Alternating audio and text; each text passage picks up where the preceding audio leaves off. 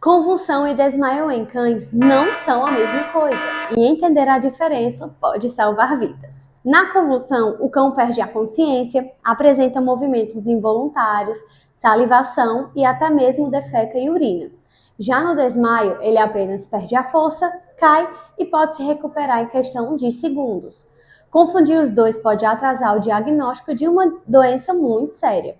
Se o seu pet tiver qualquer um desses episódios, não espere acontecer de novo e leve ao veterinário imediatamente para buscar um diagnóstico e o melhor tratamento.